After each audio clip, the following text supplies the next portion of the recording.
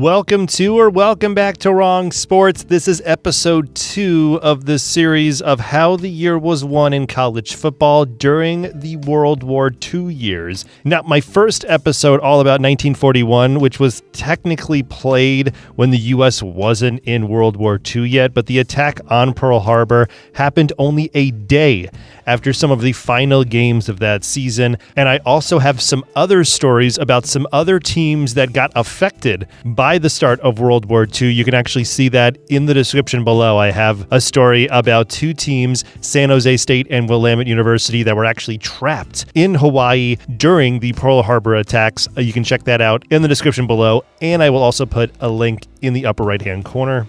And due to the United States entering war, it would also bring many changes not only to the country, but to changes in the colleges and universities around the country and athletics on those campuses, which would really be seen in this next episode with the addition of service teams. And speaking of service college football teams, that was one of the biggest reasons why I started this channel, and I have an exclusive video up right now on my Patreon about the biggest games that happened during this time with service college football teams, and I will mention some of them as I go throughout this year. But if you want to check out my video about these service college football bowl games and service college games, you can check that out in the description below, or just go to my Patreon, patreon.com/wrongsports. Also, if you aren't already, please subscribe to this channel and ring that bell so you can get updates on brand new videos that I will be dropping throughout the rest of the winter all about this time in college football. And please like this video and share this channel with other college sports fans. So after that, I'm going to get into the season of 1942 in college football, but there's a lot to talk about before I actually start talking about the games, because I mentioned service teams would be added into college football. That was because the United States was now in World War II, and because of that, all of the branches of the military needed all the manpower that they had to build things, fly planes, and especially fight. And things during the winter and spring of 1942 went at a breakneck pace, with thousands of men being shipped to other parts of the country and to overseas to fight alongside the Allied powers. Along with that, the Army, Navy, Marines, and Air Force needed to have as many guys ready to go. So to combat that, the United States Navy commissioned pre-flight schools at the University of Georgia, University of Iowa, North Carolina, Chapel Hill, St. Mary's College of California, and a few others. Cadets were given 3 months of rigorous physical training and instruction in basic aerial navigation and communications. Graduates were then sent to basic flight school and advanced flight training before assignments to the Pacific Fleet. In addition, the Navy and Army set up various camps across the United States for use of basic training and training of Army and Navy personnel. Some examples would be Camp Grant in Illinois and Great Lakes Navy. There were also Marine Corps teams, military police teams. Pretty much anywhere where there were people training for war, there was going to be an athletic program. And that was because athletics, but mostly the battle training, were emphasized at these schools. It was believed that the rigors of college football were ideal preparation for World War II and for fighting overseas. Numerous collegiate and professional athletes and coaches were recruited as instructors to go to those schools. They often played on or coached the football team of those respective schools, and I'll go over some during the season, but again, there are so many, so I'd recommend you check out my service college football video that I have available on my YouTube channel. Again, link in the description below. I also go over more about these teams on my Patreon channel right now, patreon.com/wrongsports. I go more in depth on some of these teams that went to bowl games after seasons. But anyway, with that little introduction to the service teams, I have to have a little introduction to the season because there were a lot of changes, obviously. First off, with the war now going on, colleges and universities around the country were allowed to play freshmen. This practice was not done before the war, but with so many college-age men either in training or in battle, this rule was needed to help athletic teams survive. Along with that, most of the service teams played on campus of a college close to it, such as Iowa Pre-Flight would play on the University of Iowa campus, as did North Carolina Pre-Flight. They played on the campus of the University of North Carolina, Chapel Hill. But even though each of those pre-flight schools played on the same campus, the pre-flight team and the university would never play each other, at least in a regulation game. They might have played in some practices or some exhibition games. Finally, with players and those players moving around to new teams, coaches would also move around a lot. And I will try and mention all of them, but the next year of 1943 will be even more confusing with the amount of service teams and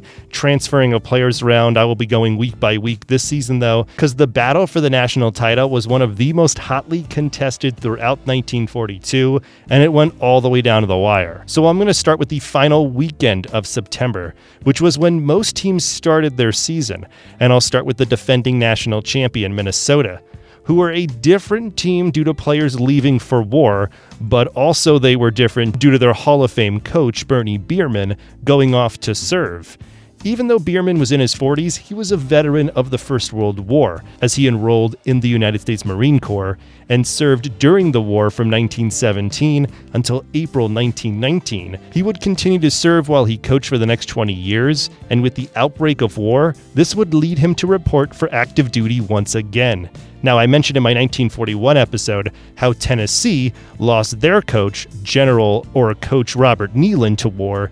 That would also happen in Minnesota this year. His final days at Minnesota were in January 1942, and by March, he had a new job, as he was sent to the University of Iowa, a place he knew well, to be the athletic director and football coach, not for the University of Iowa, but for Iowa Pre-Flight.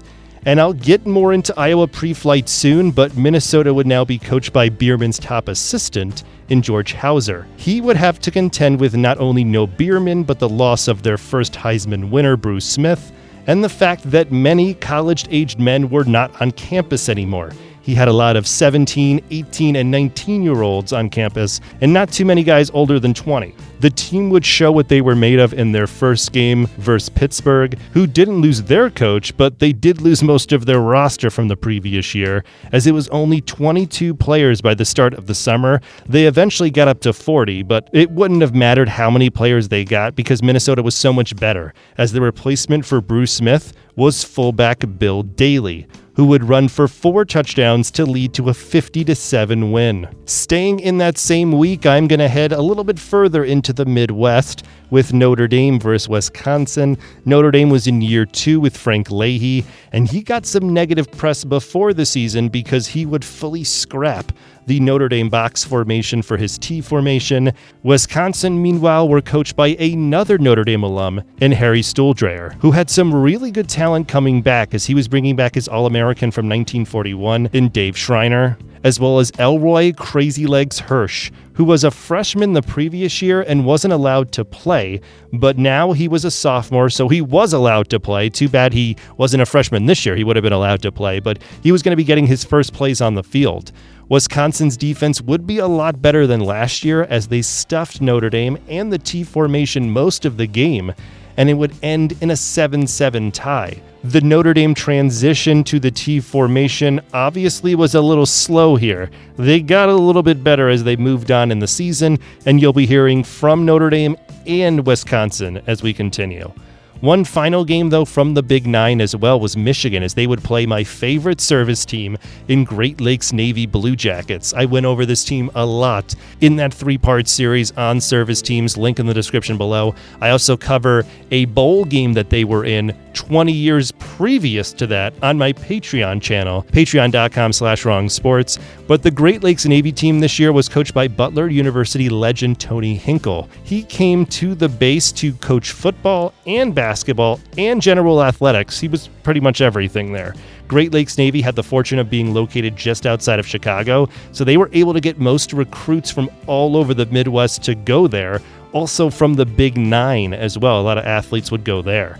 I mention that because one of the Blue Jackets' best players was the former Heisman Trophy winner from Minnesota in Bruce Smith. He had graduated from Minnesota and was going to become a Navy fighter pilot, so he was sent to Great Lakes. In addition to Smith, they did have some pro players like Steve Belichick. Yes, he was the father of Bill Belichick, who played for the Detroit Lions in 1941, and he wasn't the only player on this team who had pro experience. He was just one of maybe a dozen. They also had a total of 13 players that were named to former All-American teams, but even though Great Lakes had the experience advantage, they hadn't played together all that long, and they really didn't practice all that much either because they had to do a bunch of other training to get ready for war. Their opponent, meanwhile, Michigan, did not lose tons of players to the war effort yet, and they did have a fantastic line, which was nicknamed the Seven Oak Posts. The Great Michigan line would help to keep Great Lakes from getting anything in the first game, and Michigan would win 9-0. And there was no AP poll out yet as we kick off October with a rather strange game as Iowa Pre-Flight would play Minnesota. This was a strange game because Minnesota was playing their old coach in Bernie Bierman, as well as 7 former Minnesota players that were on this Iowa Pre-Flight team. With Minnesota having to replace several great players, like I mentioned, Bruce Smith, who was on that Great Lakes Navy team, Minnesota was not given a shot in this game. But Minnesota would defy those odds as they had a hard-fought battle that was almost won for Minnesota, but they were only a few feet short of a late touchdown, and unfortunately they would lose by 1 point, 7-6. The loss gave Minnesota their first loss in over 2 years, and it was to their old coach of all things. Also happening this week, Notre Dame would have another big game, as they would play an old rival in Georgia Tech. Georgia Tech lost some players to war, but they replenished their roster with a lot of very good younger and speedier players. One in particular is an unsung star of this period, in freshman Clint Castleberry. He was allowed to play due to those freshman restrictions being lifted. In high school, he averaged almost 200 yards per game. He won a state title, and Georgia Tech head coach Bill Alexander knew that a lot of his players were going to be off to war, or he really didn't know when they were going to be going because guys were getting picked left and right to go to war in the middle of the season. So he really didn't know what was going on, so he was going to play anyone he had with talent. And Castleberry definitely had the talent, and he would show it in this game, as he would get his first headline as he would throw a touchdown pass to give Georgia Tech the lead and the eventual win over Notre Dame, 13-6. This was a shocking win, as it was the first time Georgia Tech had beat Notre Dame in over a decade, and it would also give William Alexander, who was in his 23rd season at Georgia Tech, only his second win over Notre Dame. And I'll be talking a little bit more about Georgia Tech and Castleberry as I continue on with the season. October 10th was the last week before an AP poll would come out, and Michigan, who were 2-0, had not given up a point and were looking for another win versus another service squad in Iowa Pre-Flight. Like I mentioned, Pre-Flight knew Michigan pretty well since their coach was from a Big Nine school and half of their roster was from the Big Nine. Another player in particular who knew Michigan quite well was Forrest Evashevski, who had played at Michigan from 1938 to 1940, and immediately afterwards would coach at Hamilton College for 1941. That would be until Pearl Harbor, and then he enrolled at the Iowa Navy Pre-Flight School. Evashevski would then teach students hand-to-hand combat, and since there were really no eligibility concerns, he would be able to play on the Pre-Flight squad as a lineman. So not only was Michigan playing against a former coach that had beaten them for the last 8 times, they were also playing a former player who had about 2 or 3 years on most of their players. But even with those setbacks, Michigan managed to get a 14-0 lead. But then the Pre-Flight team hunkered down and scored 4 times in a row to win it and be 4-0. And now Iowa Pre-Flight had beaten 3 Big Nine teams in a row. But even with those big wins, Iowa Pre-Flight was not in the first top 5 of the AP poll that would come out, as Ohio State was ranked number 1, with Georgia right behind them. Michigan was at number 3, even though they lost. Alabama at number 4, and Illinois would be number 5. I'll get to them too. Also on October 17th, Ohio State would be at home versus Purdue. Ohio State had lost most of the players from that 6-1-1 team in 1941, and this season they featured 24 sophomores, 16 juniors, and just 3 seniors, so expectations were not high for the team. However, this Ohio State team was loaded with notable underclassmen, the biggest one being a Hall of Fame halfback in Les Horvath. He was a reserve halfback this season, but did get in a good amount of playing time to help the team this year. Joining him in the Hall of Fame is also a tackle in Bill Willis. He was one of the few black students on the Ohio State campus at this time, and this was even with Ohio State not allowing black players to live on the campus. So Willis was actually a commuter student, and he would also be their best lineman, as he would help Ohio State start with a big win over a service squad from Fort Knox, 59-0, and then they had a tough win versus Indiana, and then beat USC at home to get ready for this game versus Purdue.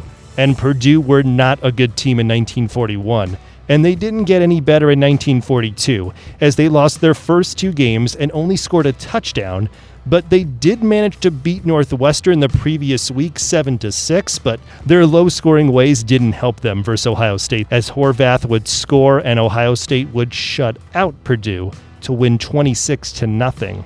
And up next, I know I have gotten to Iowa pre-flight a lot, but they have a lot of big games. They play Notre Dame. Notre Dame would have the label of giant killer, but in this game they dismantled. Even though Iowa pre-flight, again, had that great roster and the great coach, Notre Dame would wipe the floor with them as they won 28-0. And it could have been a lot worse because Notre Dame fumbled inside the 5 and was stopped inside the 10. Since Frank Leahy never kicked field goals, Notre Dame just turned the ball over. Notre Dame could have won this game 42 or even 49-0. Okay, I'm going to mention the poll in just a minute, but I want to mention a team that won't be in the top 5 just yet, but you will be hearing from them eventually, and that would be Boston College. I didn't talk about them much in 1941 because they did have a couple of losses, but they were coming in their second year with Danny Myers, and he also would bring with him an experienced team, as most of the starters from 1941 would play in 1942. One of them would be their leader on offense, in Mike Holovac, who would also become the head coach for the Boston Patriots about 20 years later, but he would already have 1,200 yards rushing over his last 2 years at Boston College, and would add to it this season, as he would have just over 800 more yards on the year, and help BC to easily win games. Along with their fantastic defense, no one really got close, as they had wins over West Virginia and then Clemson before playing service team North Carolina pre-flight, who were coached by Jim Crowley, and they also had Johnny Vaught as their damn line coach too. That allowed North Carolina pre-flight to be one of the best service teams this year and give Boston College quite the fight, but Boston College would still get out of there with a win 7-6.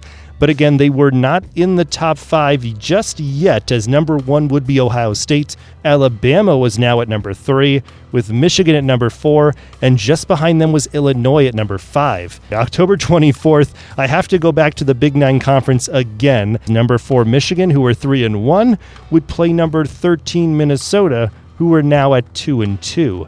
And like most of these Big 9 matchups between ranked opponents, the lower-ranked team comes out on top. Michigan took the early lead, but then Minnesota took over and would upset Michigan. So now that would knock Michigan out of the top 5, and due to that, that would open the door for the winner of another Big 9 team playing an independent school this time, as number 5 Illinois would play number 8 Notre Dame. I mentioned how Notre Dame's offense was a little slow to start because it took them a little bit to get used to Leahy's T formation, but Notre Dame's defense was still really good, as they would shut out Stanford and Iowa pre-flight the previous week and come into the game 2-1-1. Illinois, meanwhile, were 4-0 and had beat Minnesota the previous week, so they were riding pretty high. They were also coached by a new guy this year, as their legendary coach Robert Zupke left the sidelines after 1941, and Ray Ellott, the line coach and alum, who was also nicknamed Mr. Illini, took over coaching the football team this year. Illinois had not been too good for the last couple of years, but with other teams losing players due to war, it would help Illinois, since they didn't lose too many guys just yet. Illinois would give Notre Dame a fight since they were coached by a line coach and knew how to stop that T formation, but they still fell to Notre Dame 21-14, giving Notre Dame a big win and moving them up just a little bit, as Notre Dame would be now number 4, with Ohio State at number 1, Georgia at number 2, and Alabama at number 3, with Georgia Tech right behind Notre Dame, as Georgia Tech was now number 5. And now we're in the final week of October of 1942, Halloween actually, and it was a very consequential day because there were 2 games that would help a team win a conference title and also help a team potentially win a national title. Down in the SEC, there was a matchup between number 2 Georgia and number 3 Alabama. Alabama were 5-0. They only gave up 1 touchdown so far, while Georgia only had 2 shutouts out of their 6 wins, but they had a more high-powered offense, as they had Frank Sinkwich, who had over 1,000 yards the previous year rushing, and by this point already had 1,000 total yards because he also threw the ball and received. This guy did everything. Unfortunately, in this game, he was shut down, as Alabama only let him run for 44 yards on 20 carries. That would also allow Alabama to shut out Georgia through 3 quarters and hold a 7-0 lead. But in the 4th quarter, the Bulldogs eventually broke through with 3 touchdowns, and Sinkwich would help out with a few of them, as he went 9 of 13 passing for over 100 yards, which helped Georgia win 21-10 to solidify their spot at the top in the SEC, and it got everyone excited for a potential national title game between 2 Georgia teams in a couple of weeks, but you just have to wait for that. But the biggest game of the day was happening in the Big 9 again. And I'm not going to be really talking about the game itself because the lead up to the game was the real story.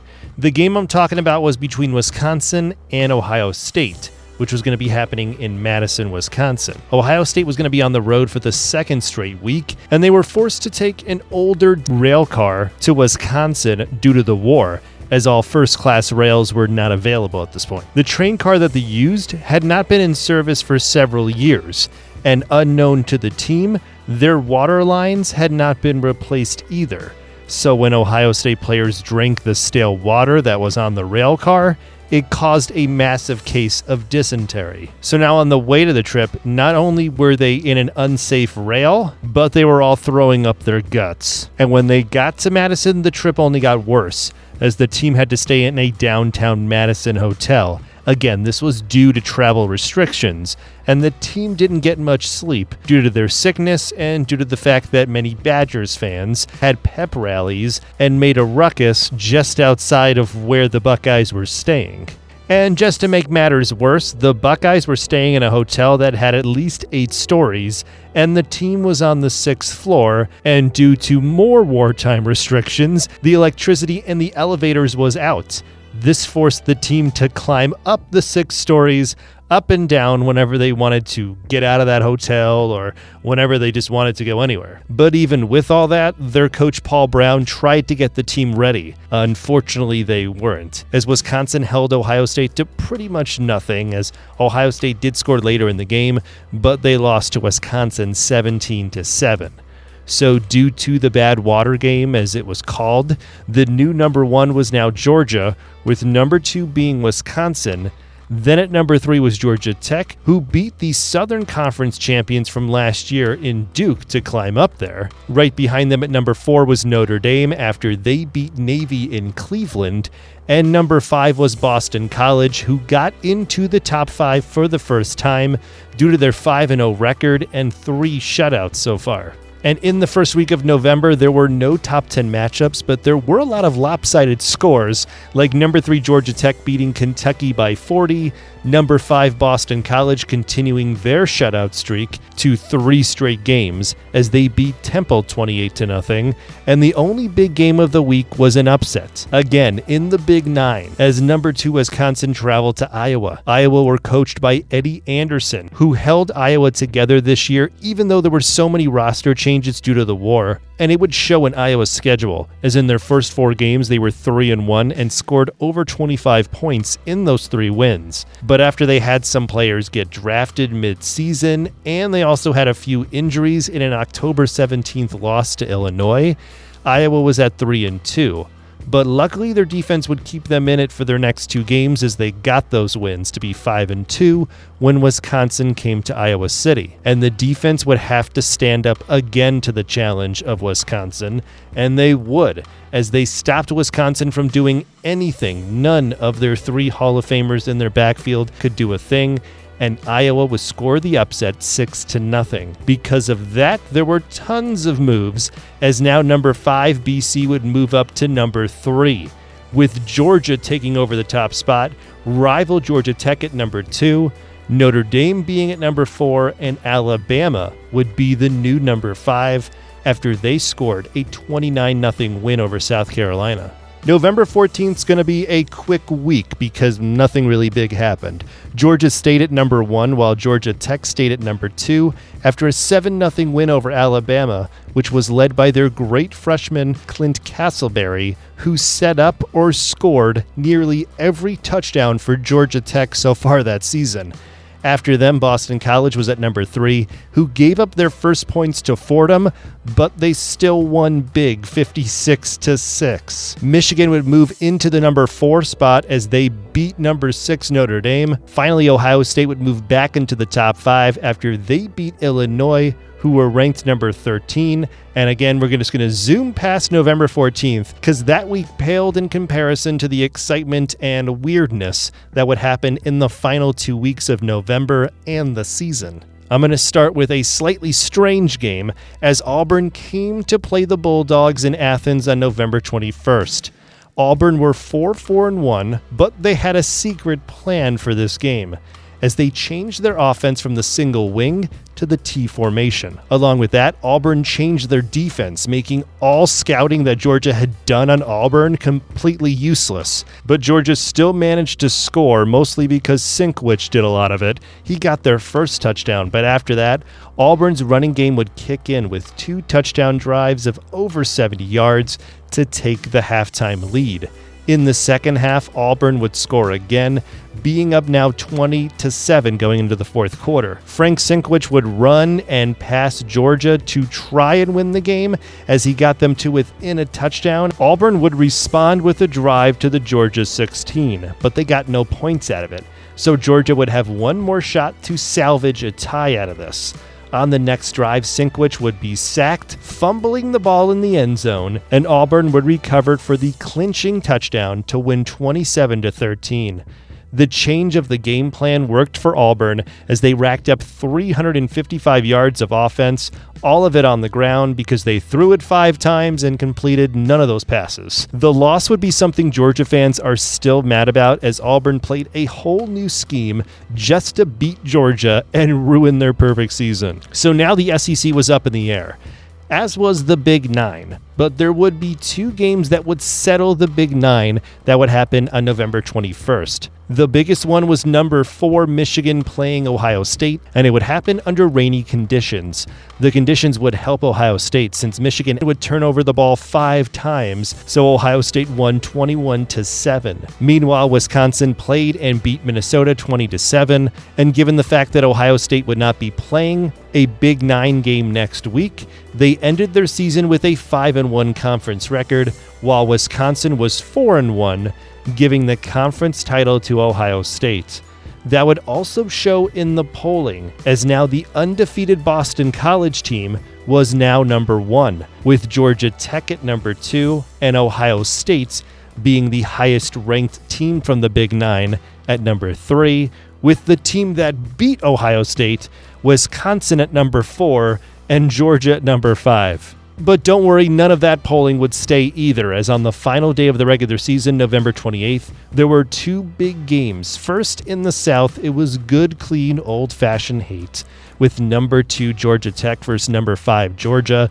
I discussed Georgia's shocking loss, but they were still in the running to be the winner of the SEC with this win over their rival. And no matter the result, they were assured to go to the Rose Bowl, as it had leaked that the Bulldogs were going to go to LA, no matter the result of this game.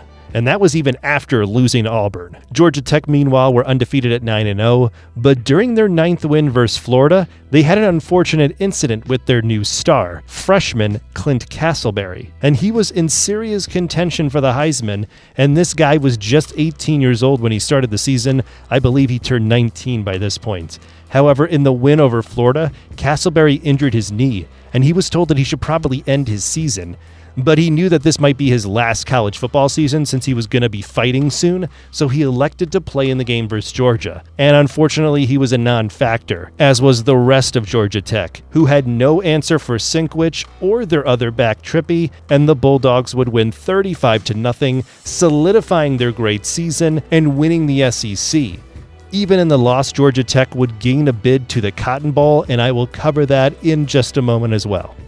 Finally, here is the second game that lives in infamy from this year. The first game is the Badwater game. The second one was really an afterthought going in, as Boston College were ranked number 1. They were off to the Orange Bowl and all but named the national champion.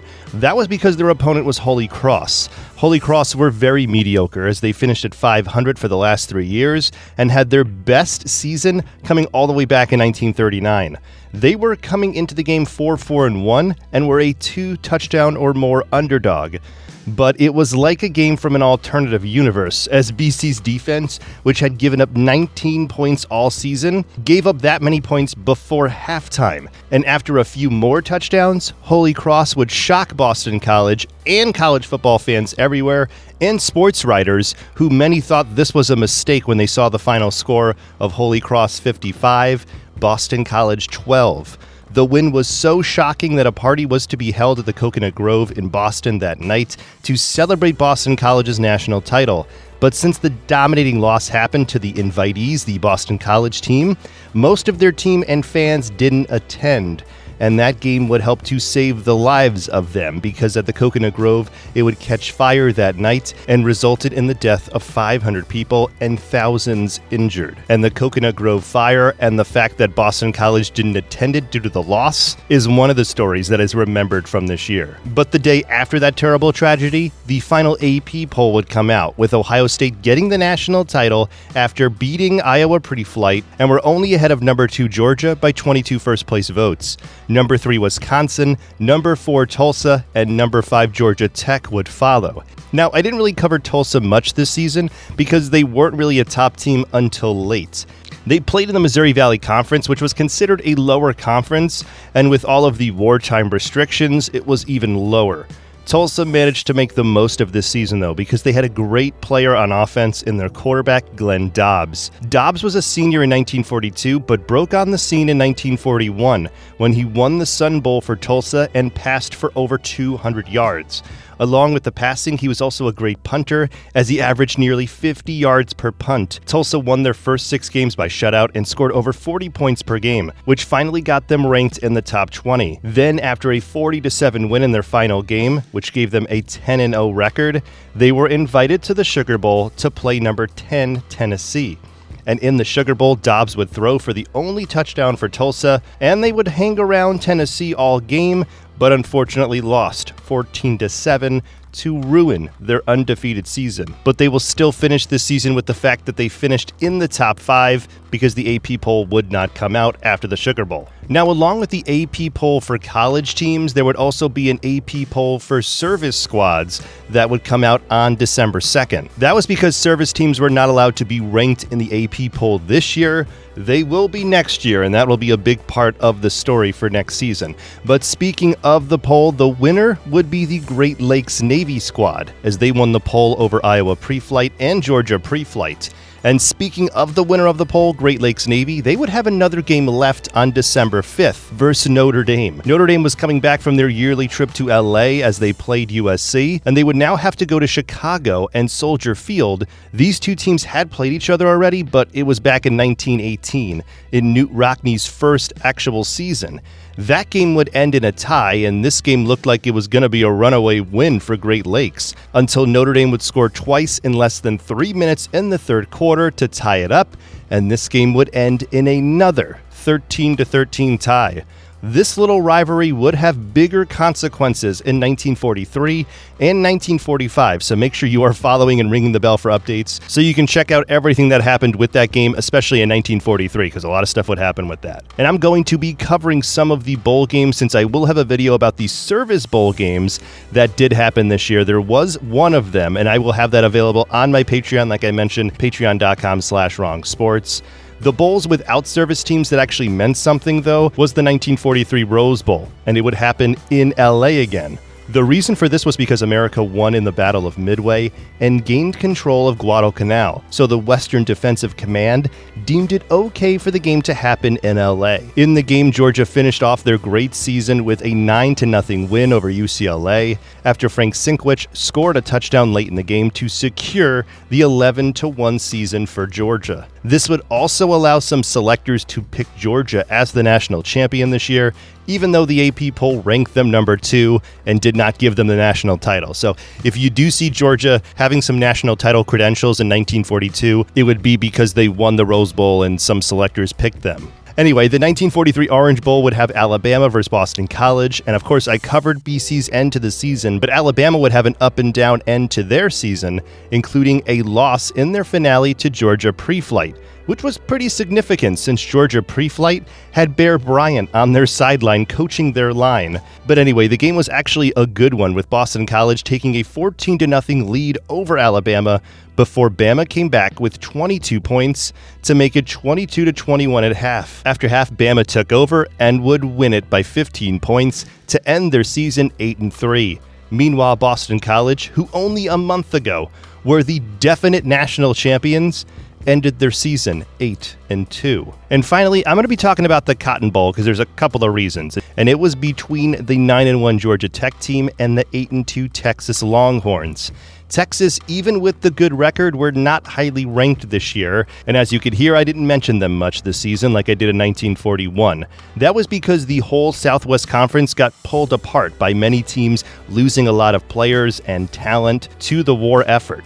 Texas did lose upwards of 12 players, but they won the Southwest Conference after beating Texas A&M on Thanksgiving. And a lot of the Southwest Conference teams did lose players to other colleges as they had to transfer there for training, or they just lost them to war. And that would be more prevalent again in the 1943 season, though it did happen a little bit here. In the Cotton Bowl, however, Texas would look really good, especially their defense, as they would stop Georgia Tech from doing pretty much anything, and they would win 14-7. But I think the real reason Georgia Tech wasn't able to do much was because their star, Clint Castleberry, was not really able to play much in the game. He did play about half the game and willed Georgia Tech to get a touchdown, but he couldn't do much more than that. Castleberry would end his season leading Georgia Tech to a 9-2 record, as well as gaining the third most votes in the Heisman that year. And that was the highest a freshman had ever been ranked in the Heisman standings, and I mention that because freshmen were not allowed to play before that,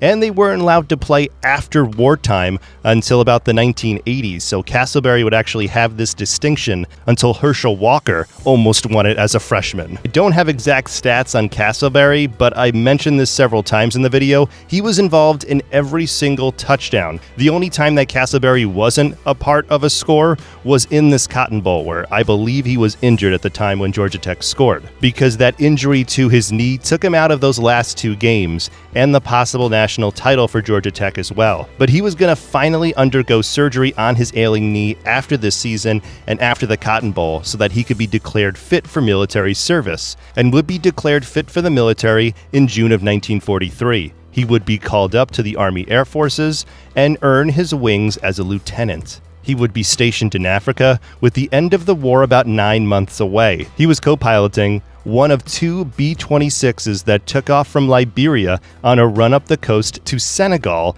on November 7, 1944. It isn't exactly clear what happened, but neither plane made it to the destination point. An extensive search would turn up just a few pieces of debris, and Castleberry and the three others in those two planes were declared dead without any remains being found. There was a hope that maybe after the war he would be found or maybe identified, but nothing ever came of it. He was truly a great one-season wonder in college football, and it's a shame that we were never able to see him play again, especially after this great 1942 season. And I wanted to make sure I mentioned that before I ended this video, because there would be a lot of things that would be happening in the 1943 season. With America needing more help in the war effort, there would be even more training schools that would open in early 1943, which caused some of the most drastic changes in college football history and would bring one of the most interesting and strangest seasons of all time in college football, which is what I'll be going over in my next video. So make sure if you aren't already subscribed, you subscribe to the channel now, ring the bell so you get updates on when I will be dropping the the How the Year Was Won in College Football, 1943, 44, and 45. And of course, I still have that exclusive video on Service College Football Bowl games. It's available on my Patreon right now, patreon.com/wrongsports.